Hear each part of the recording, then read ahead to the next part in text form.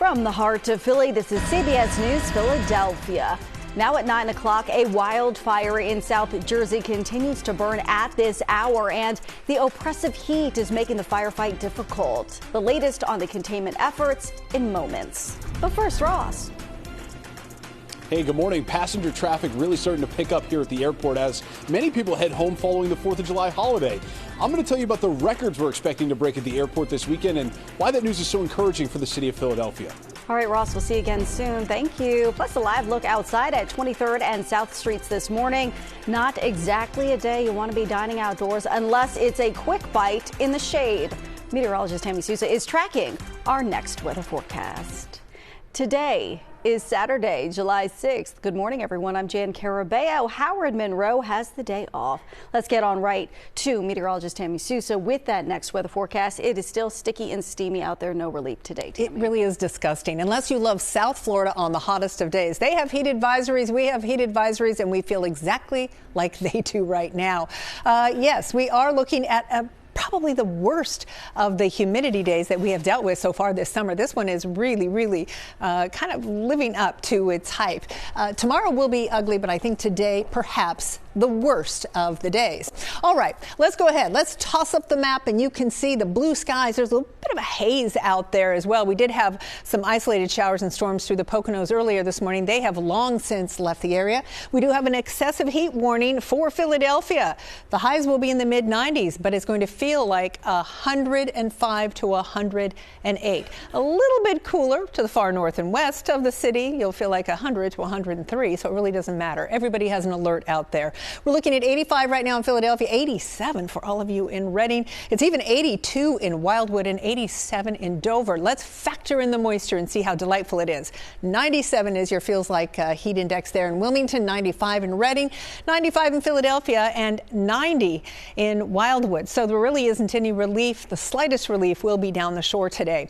Take a look at the heat advisory everywhere in orange: Upper Bucks, Montgomery, Chester County, Lancaster, Berks, and Lehigh Valley. You will feel like up to 103 until 8 this evening. Everywhere else in this pink color, that includes Delaware, South Jersey, I-95 corridor, Philadelphia, Delaware County, Lower Bucks, Lower Montgomery, and Mercer County. You'll feel like up to 108 until 8 o'clock this evening. So we do have the alerts in place. Pace yourself indoors if you can.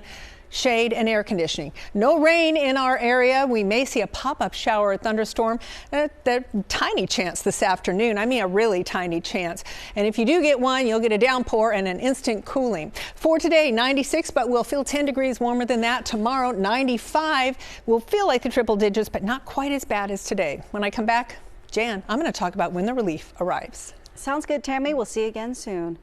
Back to that developing news this morning. Firefighters are working around the clock to put out a wildfire in Wharton State Forest in Tabernacle Township. So here is the very latest on the so-called Tea Time Hill fire.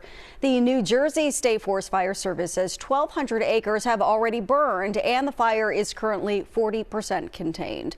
Meantime, 10 people were evacuated from the nearby Batona campground. Firefighters say they built a box around the fire and they are trying to keep the flames within that box. They say they are battling against rough terrain, limited access, and moving heavy equipment around in this extreme heat. The busy 4th of July travel weekend continues as many people make their way home now from their holiday destinations. Our Ross DeMattei joins us live from Philadelphia International Airport with more on what travelers can expect. Ross, good morning.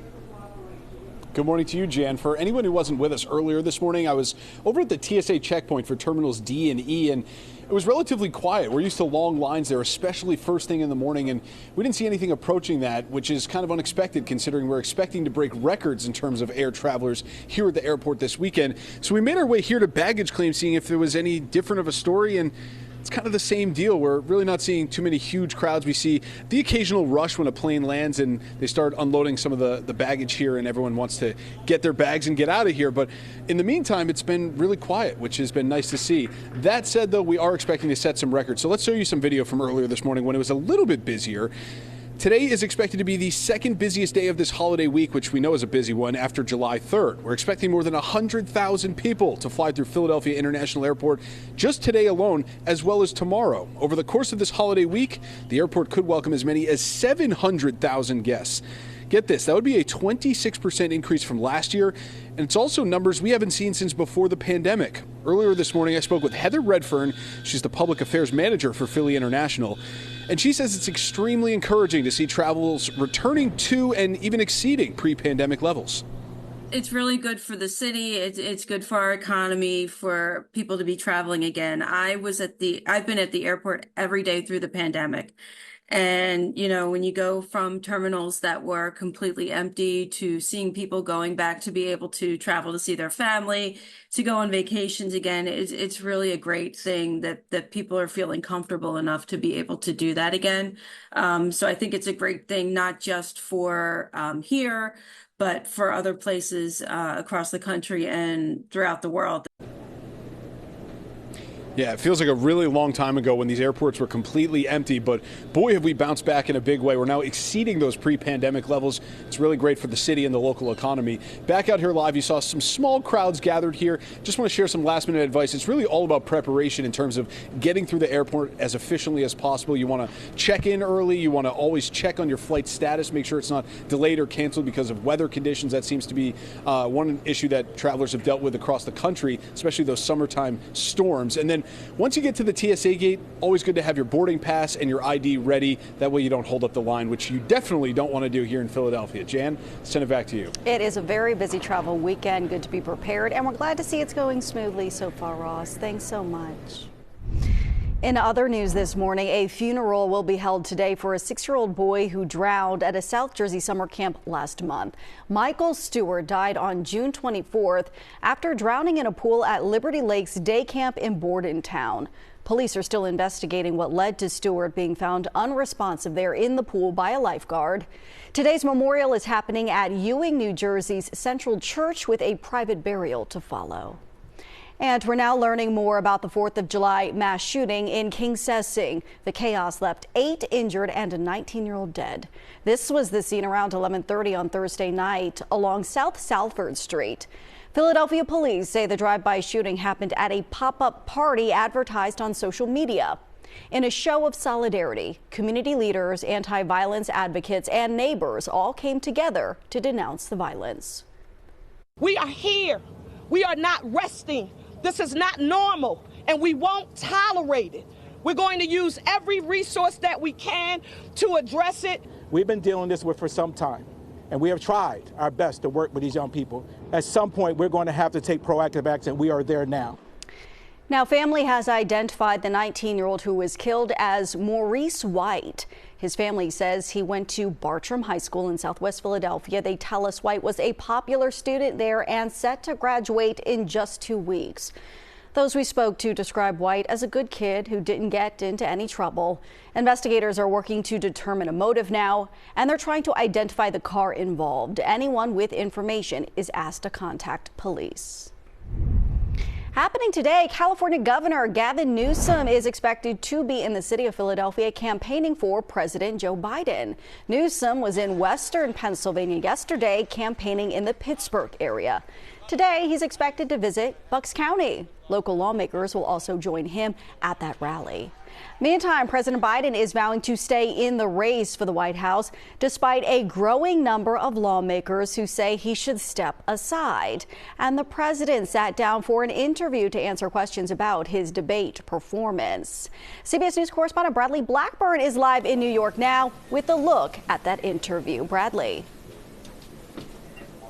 Jan, that network interview ran 22 minutes and aired unedited in primetime last night. There is no doubt it was closely watched, but the question really is whether it can quiet that growing chorus of the president's own supporters who are now asking him to drop out. In Wisconsin Friday, President Biden took the stage and promised supporters he'll take the White House in November. I am running and going to win again. More than a week after his debate with former President Trump, the 81-year-old president is still facing questions about his fitness for 4 more years. Well, guess what? They're trying to push me out of the race. Well, let me say this as clearly as I can. I'm staying in the race. In an exclusive interview with ABC News anchor George Stephanopoulos, the president dismissed questions about his age and abilities. Can I run the 110 flat? No, but I'm still in good shape. Are you more frail? No. More donors and some Democratic lawmakers are urging him to drop out. Polls now show Trump leading nationally and in battleground states. If the Lord Almighty came down and said, Joe, get out of the race, I'd get out of the race. The Lord Almighty's not coming down. And if you stay in and Trump is elected and everything you're warning about comes to pass, how will you feel in January? I feel as long as I gave it my all and I did the goodest job as I know I can do.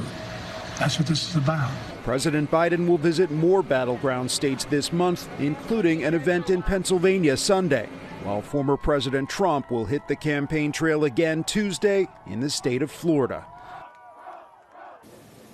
And in that interview, President Biden dismissed calls for him to take a neurological test and claimed his job performance is proof enough of his mental faculties. He said, quote, I have a cognitive test every single day. Jan? Bradley Blackburn live for us in New York. Bradley, thanks so much.